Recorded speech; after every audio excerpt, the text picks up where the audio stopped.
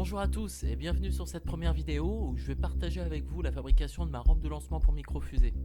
La rampe est un élément très important puisque c'est lui qui guide la fusée jusqu'à ce qu'elle ait atteint une vitesse suffisante pour être stable. Avant tout, je voulais une solution économique et c'est sur le site du NAR, l'Association nationale du hobby aux États-Unis, que j'ai trouvé un document PDF dont je me suis très largement inspiré pour la fabrication de mon pas de tir. Je vous mets le lien du document dans la description. La première étape consiste à couper des manchons de 4 cm de longueur pour relier la croix centrale aux coudes qui vont supporter les pieds.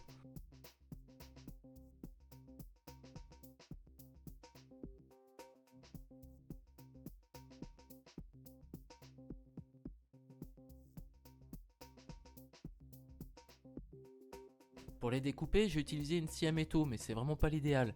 Il existe une pince faite pour couper des tubes PVC qui fera un travail bien plus propre. Pour ébavurer le PVC après la découpe, j'ai utilisé du papier ponce de grain 150. La poussière de PVC n'est vraiment pas saine et l'odeur de la colle qui va avec est vraiment très forte. Je vous conseille donc d'utiliser un masque pour pas respirer tout ça. J'ai étalé la colle PVC dans les coudes à l'aide d'un pinceau, puis j'ai inséré les manchons autant que possible. Sur le document du NAR, cette rampe en tube de PVC est donnée pour supporter des propulseurs jusqu'au type G. Je vous renvoie à mon blog si vous ne savez pas exactement à quoi correspondent ces lettres. Et des mini-fusées qui peuvent peser jusqu'à 900 grammes, moteur inclus. Il donne aussi une limite d'utilisation dans des vents de 30 km/h maximum, mais c'est plus que suffisant étant donné qu'avec un vent pareil, et les parachutes et les déports que ça peut créer, les vols feront bien d'être portés. La croix centrale est percée de part en part pour faire passer la tige de guidage de la rampe. Pour ça, j'utilise un foret de 3 mm qui correspond au diamètre de la tige. J'ai marqué le centre exact de la croix en faisant confiance aux marques de moulage de la pièce en PVC. Puis j'ai percé un côté à la fois avec un foret à bois.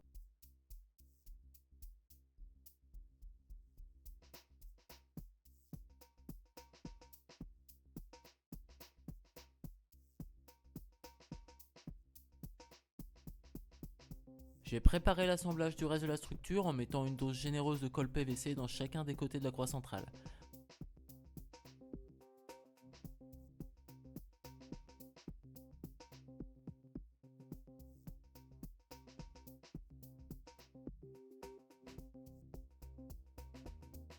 Ensuite, j'ai étalé la colle sur tout le tour du tube avec un pinceau. J'ai utilisé de l'acétone pour nettoyer mon pinceau à la fin, ça fonctionne pas mal.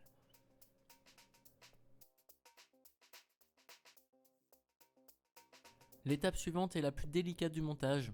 Encore une fois, j'ai enfoncé les manchons au maximum dans la croix centrale, puis en utilisant l'un des pieds comme levier, j'ai ajusté l'angle en mettant du équerre. Dans sa longueur, le pied doit être orienté droit vers le sol. La référence pour l'angle, c'est la croix centrale, ça rend donc la manipulation pas super évidente. Mais au bout de plusieurs ajustements, j'ai obtenu plutôt un bon résultat.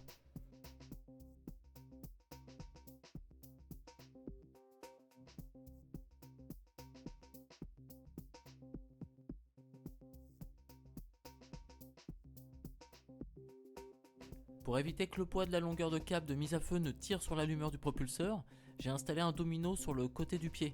Avec un feutre, j'ai marqué l'emplacement de la vis de soutien, puis j'ai percé avec le même foret de 3 mm. Attention à ne pas mettre la vis trop près du bord du coude pour pouvoir enfoncer le pied au maximum. Ma vis de récup faisait 4 mm, j'ai donc un petit peu élargi le trou avec la perceuse. Mais pas trop non plus, puisque je voulais que le pas de vis morde dans le PVC. J'ai quand même en plus placé un écrou à l'intérieur du coude pour finir de fixer le domino. Avec le même câble qui me sert pour aller du contrôleur de lancement jusqu'à mon pas de tir, j'ai fait la dernière longueur qui va du domino à l'emplacement du propulseur. C'est du câble de haut-parleur de 1,5 mm acheté 16 € pour 50 mètres sur Amazon. Le lien est dans la description. J'ai pris environ 15 cm de ce câble, je l'ai séparé sur à peu près 2 cm, puis je l'ai dénudé.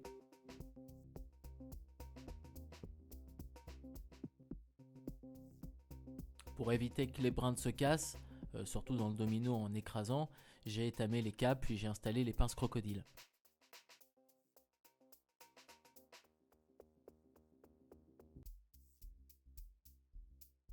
Pour passer les pinces crocodiles, j'ai vraiment passé le câble correctement sur les parties en métal qui pouvaient se replier dessus. J'ai repassé après la partie étamée derrière la pince crocodile que j'ai chauffée pour venir souder le câble dessus. Il est temps de faire un déflecteur pour les gaz et les flammes de propulsion. Pour ça, j'ai récupéré du bois de cagette que j'ai coupé en carrés.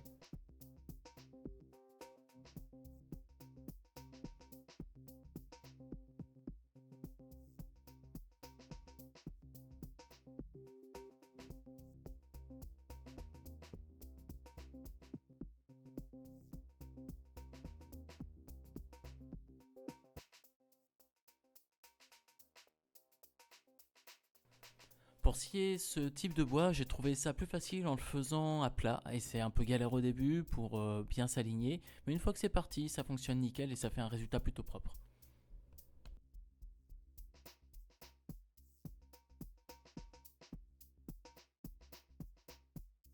Puis avec une bonne dose de colle blanche, je l'ai habillé de papier d'aluminium. Je sais pas si ça va tenir le coup, mais je pense qu'avec l'alu, ça devrait faire le taf. Le but de l'alu est de dissiper la chaleur, peut-être qu'avec plusieurs couches j'obtiendrai un meilleur résultat. À voir dans le temps donc. J'ai vraiment fait avec ce que j'avais sous la main, je vous dirai si ça a bien fonctionné ou si ça a brûlé dès le premier décollage.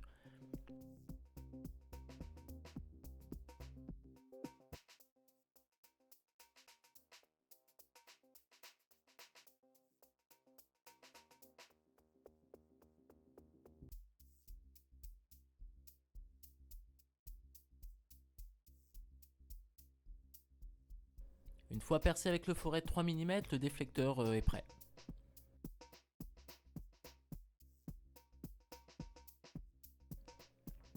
Voici enfin l'assemblage final. J'ai d'abord passé la tige en laiton sur laquelle j'ai serré un domino à une extrémité. Il faut bien serrer ce domino, mais attention à ne pas exercer trop de pression et de tordre la tige en laiton. Puis sur le dessus, j'ai d'abord passé une rondelle,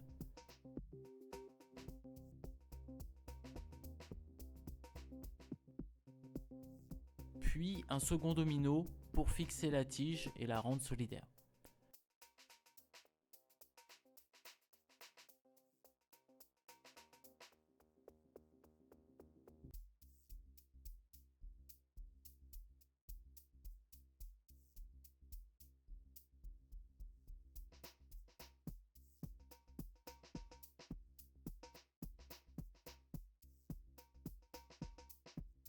Reste plus qu'à passer le déflecteur, à l'installer les pieds et me voilà prêt pour le premier décollage.